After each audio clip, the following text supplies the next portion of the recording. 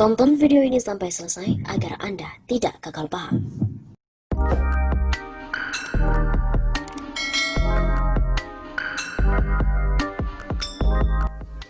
PDIP bersiap buka pintu darurat?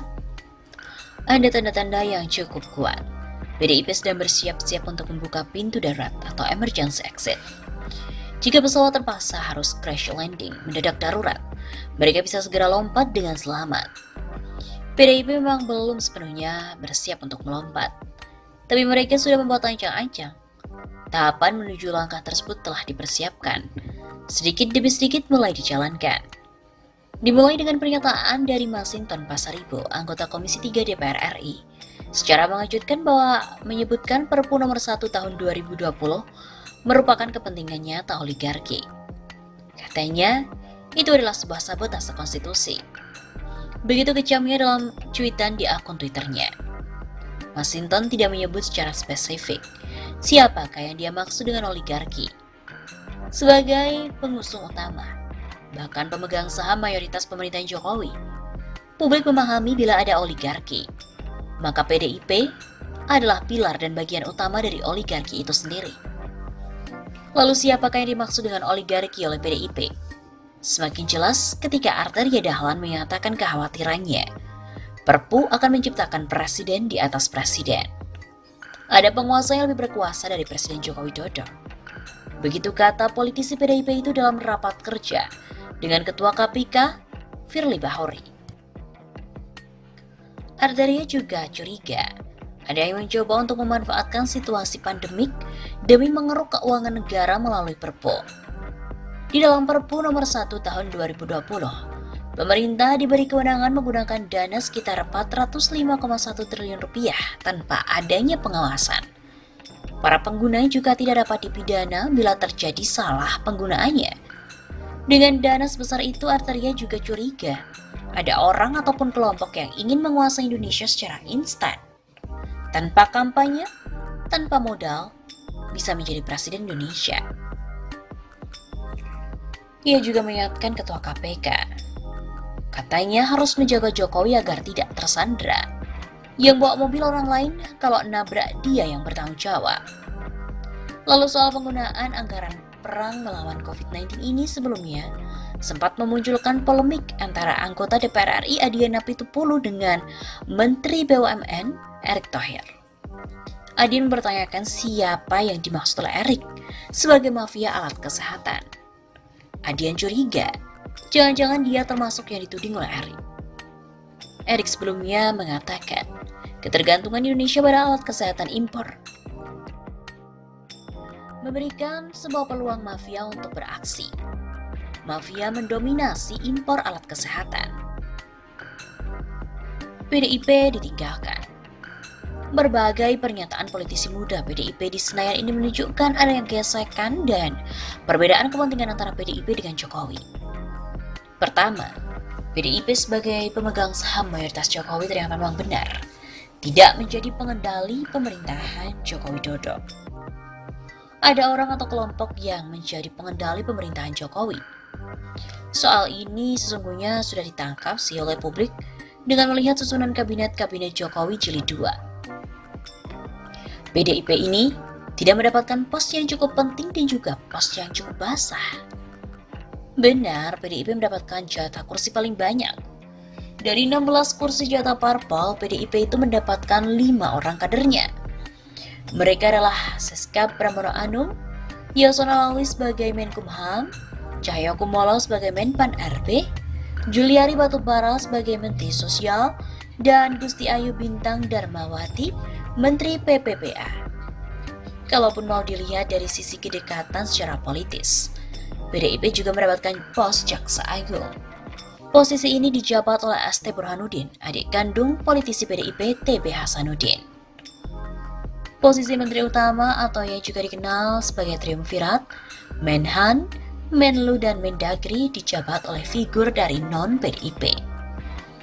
Mereka lah yang akan mengambil alih kendali pemerintahan bila Jokowi dan Ma'ruf Amin ini uzur dan berhalangan tetap, serta bukan kader PDIP. PDIP ternyata juga gagal menyingkirkan dan menggantikan Luhut Binsar Panjaitan yang selama ini dianggap sebagai super minister. Budi Gunawan, orang dekat Ketua Umum PDIP Megawati, ternyata harus cukup puas dengan posisi lamanya sebagai Kepala BIN. Padahal Budi Gunawan berperan penting dan sangat-sangat berjasa atas kemenangan Joko Widodo. Budi Gunawan pula yang berhasil mempertemukan Jokowi dengan Prabowo Subianto. Luhut gagal berkali-kali untuk membujuk Prabowo. Kedua, PDIP tampaknya tidak dilibatkan, tidak kebagian bancaan dana COVID-19. Bahkan dibandingkan dengan seorang staf sus milenial yang kebagian dana prakerja sampai 5,6 triliun rupiah pun mereka juga kalah. Bukan hanya curiga, jangan-jangan sudah punya bukti ada yang memanfaatkan dana COVID-19 ini untuk kampanye gratis. Polemik antara Adian dengan Erick Thohir juga menyiratkan. Ada yang panen besar dan ada yang tidak kebagian dari pengadaan alat kesehatan. Dengan memunculkan berbagai isu itu di tengah publik, PDIP pun ingin memberikan syarat bahwa sinyal-sinyal itu mereka tidak ikut bertanggung jawab bila terjadi apa-apa pada pemerintahan Jokowi. Mereka bisa cuci tangan dan melompat keluar dengan selamat melalui pintu darurat bila pemerintahan Jokowi harus crash landing, terpaksa mendarat darurat dampak dari bencana pandemi. Lalu kapankah mereka mau melompat? Kelihatannya tidak akan dilakukan dalam waktu dekat. Berbagai pernyataan itu disampaikan oleh para politisi muda. Second layer, lapis kedua, bukan para politisi senior. Belum jadi kebijakan resmi partai. Ibarat pemain silat, mereka diperintahkan melancarkan pukulan jurus kembang, belum menggunakan jurus mematikan. Masih terbuka pintu-pintu negosiasi, tarik-menarik, deal-deal politik untuk memanfaatkan momentum pandemi. PDIP tidak mungkin begitu saja melepas aset yang sangat besar seperti Joko Widodo itu. Nah, meminjam judul buku dari Andrew Ross Sorkin tahun 2009 yang kemudian difilmkan Too Big to Fail.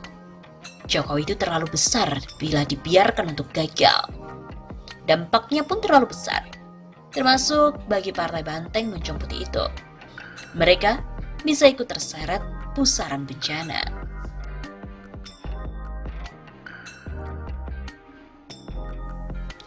PDIP bersiap buka pintu darurat. Ada tanda-tanda yang cukup kuat. PDIP sedang bersiap-siap untuk membuka pintu darurat atau emergency exit. Jika pesawat terpaksa harus crash landing mendadak darurat, mereka bisa segera lompat dengan selamat. PDIP memang belum sepenuhnya bersiap untuk melompat, tapi mereka sudah membuat ancang-ancang. Tahapan menuju langkah tersebut telah dipersiapkan. Sedikit demi sedikit mulai dijalankan. Dimulai dengan pernyataan dari Masinton Pasaribu, anggota Komisi 3 DPR RI, secara mengejutkan bahwa menyebutkan Perpu nomor 1 tahun 2020 merupakan kepentingan nyata oligarki. Katanya, itu adalah sebuah sabotase konstitusi. Begitu kecamnya dalam cuitan di akun Twitternya. Masinton tidak menyebut secara spesifik siapakah yang dia maksud dengan oligarki. Sebagai pengusung utama, bahkan pemegang saham mayoritas pemerintahan Jokowi, publik memahami bila ada oligarki, maka PDIP adalah pilar dan bagian utama dari oligarki itu sendiri. Lalu siapakah yang dimaksud dengan oligarki oleh PDIP? Semakin jelas ketika Arteria Dahlan menyatakan kekhawatirannya, Perpu akan menciptakan presiden di atas presiden. Ada penguasa yang lebih berkuasa dari Presiden Joko Widodo. Begitu kata politisi PDIP itu dalam rapat kerja dengan Ketua KPK, Firly Bahuri. Arteria juga curiga ada yang mencoba untuk memanfaatkan situasi pandemik demi mengeruk keuangan negara melalui Perpu. Di dalam Perpu nomor 1 tahun 2020, pemerintah diberi kewenangan menggunakan dana sekitar 405,1 triliun rupiah tanpa adanya pengawasan. Para pengguna juga tidak dapat dipidana bila terjadi salah penggunaannya. Dengan dana sebesar itu, Arteria juga curiga ada orang ataupun kelompok yang ingin menguasai Indonesia secara instan. Tanpa kampanye, tanpa modal, bisa menjadi presiden Indonesia.